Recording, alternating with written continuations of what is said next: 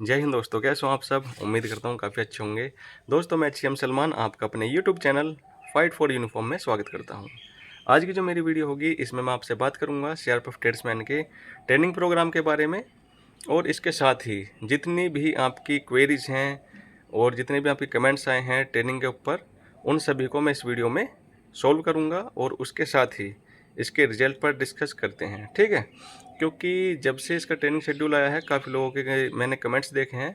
Mostly comments यही थे कि सर ये जो इसकी डेट दे रखी है ट्रेनिंग की 6 जनवरी 2025, क्या ये एज इट इज़ रहेगी, यानी कि जो ये डेट है इसी से आपकी ट्रेनिंग स्टार्ट होगी, या फिर इसे भी पोस्टपोन किया जा सकता है।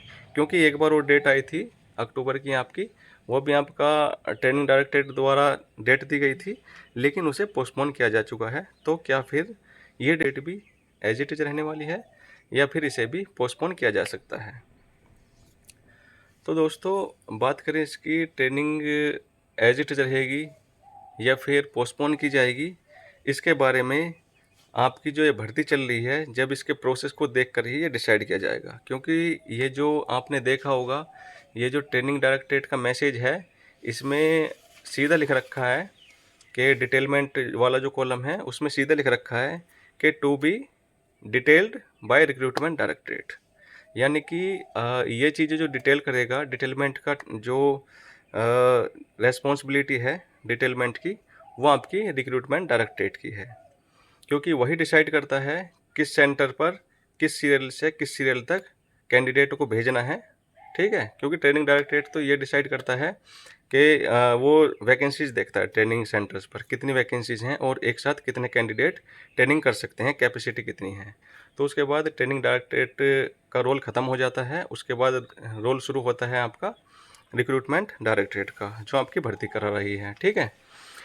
तो क्या ये डेट पोस्टपोन हो सकती है? बिल्कुल पोस्टपोन हो सकती है। अगर आपका प्रोसेस थोड़ा भी लेट होता है, थोड़ा भी कुछ समस्या आती हैं, जैसे कोर्ट केस हुआ या कुछ अदर प्रॉब्लम्स आई, तो ये पोस्टपोन होने के इसके चांसेस हैं। अदरवाइज़ अगर जो आपका ये रिक्रूटमेंट सही चलता रहा, जैसे अभी डायरेक्शन दे रखे हैं इसी के अकॉर्डिंग होता रहा, तो आपकी फिर पॉसिबिलिटी बहुत कम है डेट पोस्टपोन होने की, ठीक है।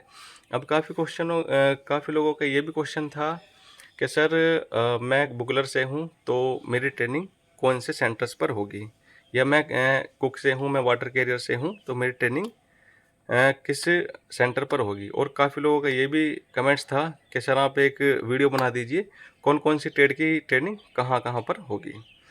तो इसके लिए मैं आपको बताता हूँ, जो आपके ये पोस्ट हैं आपकी 5 पोस्ट हैं आपकी ड्राइवर, एमएमवी, गार्डनर, माली और पेंटर। इनकी 44 वीक की ट्रेनिंग होगी, ठीक है। इन्हें जीडी के जितनी ट्रेनिंग करनी पड़ती है, तो इनके ट्रेनिंग सेंटर बनाए गए हैं आपके 5, ठीक है। जो ट्रेड बताई हैं इनके 5 सेंटर्स बनाए गए हैं, और 5 सेंटर्स कौन कौन से हैं और किस सेंटर पर कितनी ट्रेनिंग होगी, कितने कैंडिडेट की कैपेसिटी की ट्रेनिंग होगी।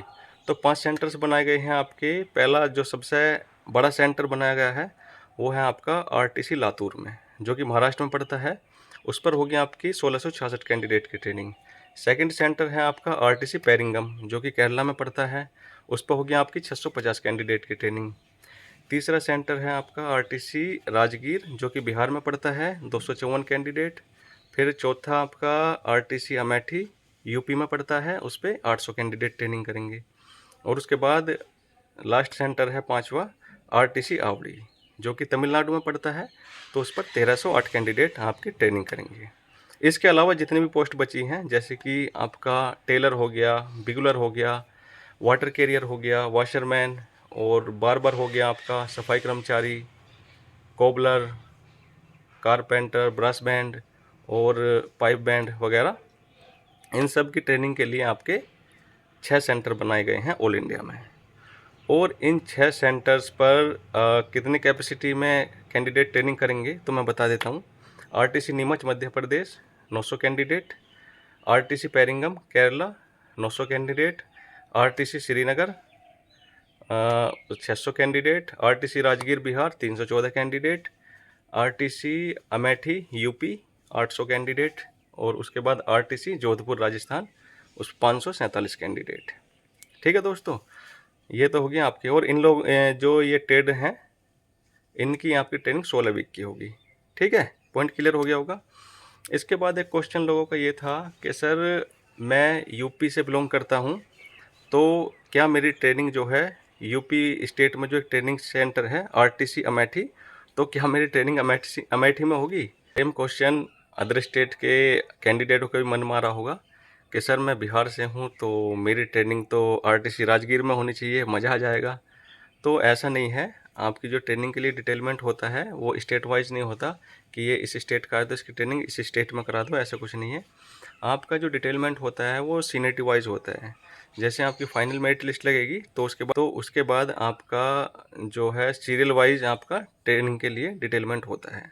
जैसे सीरियल नंबर 1 से 500 तक आरटीसी अमेठी भेज दो उन्हें, सीरियल नंबर 501 से 1000 तक आरटीसी राजगीर भेज दो। ठीक है, इस टाइप से सीरियल नंबर 1000 से 1500 आरटीसी लातूर भेज दो। इस टाइप से आपका होता है। ऐसा नहीं है कि आप यूपी के हो तो आपकी अमेठी में होगी, या आप एमपी के हो तो आपकी नीमच में होगी। ठीक है, ये पॉइंट भी आपका क्लियर हो गया होगा।